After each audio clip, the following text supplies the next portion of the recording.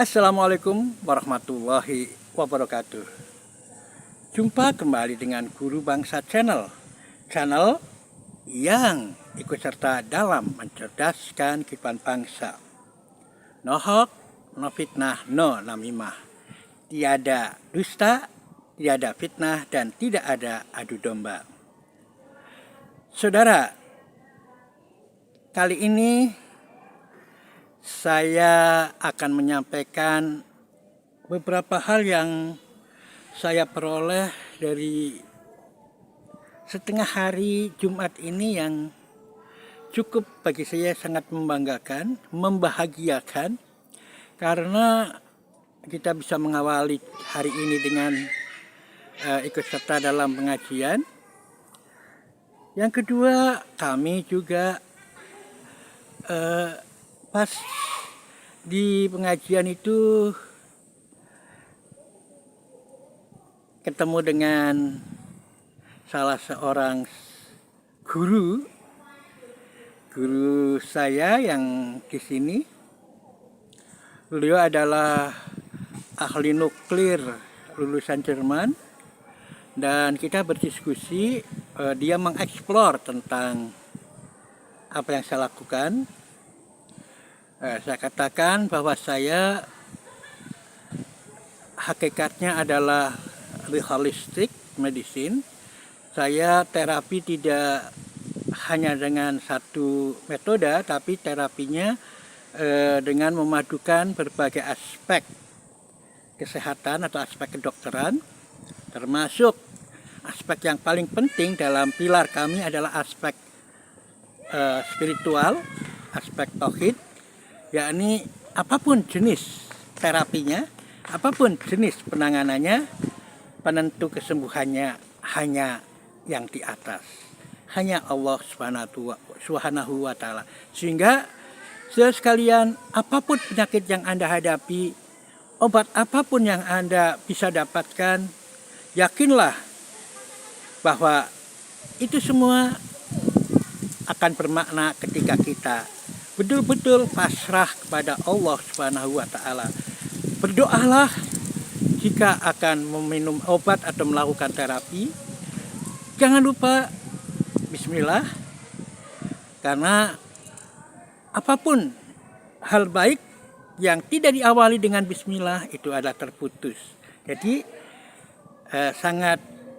sangat istimewa ketika Rasulullah mengajarkan doa untuk sentuh sembuh, saya katakan begitu, dengan doa, ya terapi dengan doa Rasulullah itu diawali dengan bismillah, ya, karena tanpa bismillah, tanpa diawali dengan bismillah, apapun akan terputus. Nah, yang menarik dari pembicaraan saya dengan guru saya itu ahli nuklir adalah beliau sedang mengembangkan semacam metode terapi terkait dengan bahasa. Saya sering mengatakan bahasa dengan bahasa semesta, ya, bahasa semesta istilahnya. Nah, bagi saya, kita sangat yakin bahwa semua, ya, Al-Quran mengajarkan bahwa semua itu makhluk hidup adalah bertasbih, ya. Tapi kita tidak tahu tasbihahum, ya, kita tidak tahu tasbih mereka, ya. Dan dari tasbih itulah jadi mereka itu tidak diam. Makanya saya sangat menghormati benar, ya, dengan local wisdom dari Jawa yang selalu kalau mau apa-apa itu disuruh berkomunikasi, ya istilahnya kalau bahasa Jawa itu kan santunya pamit, ya. Ya, pamit, kalau kita pamit, cara merendahkan diri di Jawa itu ya dengan menganggap kita itu dekat dengan yang mungkin di sekitar itu. Kita menyebutnya atau kita memposisikan sebagai cucu-cucu mereka, agar alam raya ini yang ada di sekitar itu tidak terusik, terutama ya kalau kita pada suatu kedaruratan harus buang air di alam terbuka. Nah, kita harus, istilahnya orang Jawa itu pamit. Pamitnya itu adalah dengan memposisikan kita sebagai orang yang dekat dengan alam raya itu, sebagai cucu. Biasanya kalau dulu tentu saja setelah kita tahu doa, dengan doa. Dulu waktu saya kecil nggak ngerti, ya paling dikatakan ya pamit dulu, ya. Biasanya dikatakan, Mbah kula badhe bla bla bla, bebucal atau apa. Itu kita memang memposisikan sebagai cucu, sebagai orang dekat dengan alam raya itu, ya. Ya. Yang dekat dengan alam raya itu, dan kita memohon sebagai itu, menganggap alam ini dekat dan kita panggil Mbah. Bukan berarti kita yakin kita yakin bahwa alam raya itu bicara, bertasbih, itu Qur'ani loh. Jadi kalau orang yang tidak percaya itu berarti anti Qur'ani, ya, karena memang alam raya, burung-burung yang terbang di angkasa dan sebagainya, semua bertasbih dengan tasbihnya, walaupun kita tidak memahami tasbihahum, ya. Jadi saya tadi tertarik, wah, ini berarti memang kalau kita kan banyak sekarang sudah sampai mendekati komunikasi molekuler sekarang, ya. Kalau saya sebut bahwa kita sudah sampai komunikasi molekuler terhadap makhluk Allah semua, sehingga kita mendekatinya dengan biomolekul, kan biasanya begitu. Biomolekul kita pahami. Nah, ini untuk apa? Ya, karena kita tidak bisa bahasa verbal mereka. Kita tidak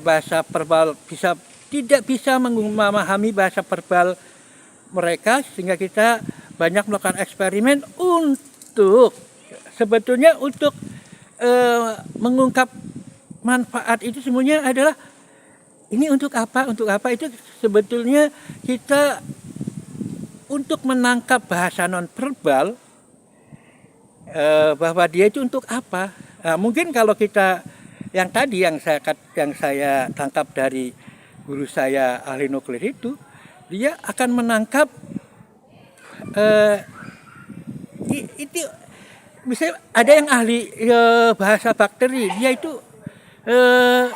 dicari di mana-mana, ternyata ada di Bali atau di Jawa, dan itu dia bicara untuk apa, ya. Wallahu alam bahasa isyaratnya seperti apa, tetapi yang saya tangkap, kalau di dalam biomolekuler tentu saja molekul-molekul itu bicara. Karena saya sangat terkesan dengan dulu tafsir kauniyah yang disampaikan oleh Pak Sahrul Alim, bahwa molekul-molekul itu kan juga bersujud, ya. Jadi artinya dia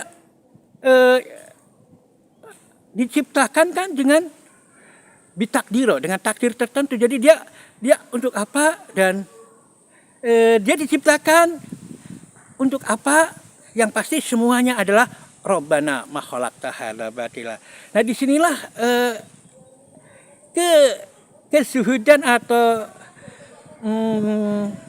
kerendah hatian seorang ilmuwan pada saatnya sebetulnya itu, ya. Kalau ilmuwan sudah sampai pada tingkat hakikat, ya, ilmuwan yang sampai tingkat hakikat. Tapi kalau ilmuwan cuma menangkap empiriknya, ya semacam itu, paracetamol untuk mengatasi panas dan sebagainya. Tetapi sesungguhnya ada sesuatu yang dalam yang saya tangkap itu, dengan terapi yang tadi dijelaskan oleh salah seorang guru saya, yakni Pak Jafnan Afandi.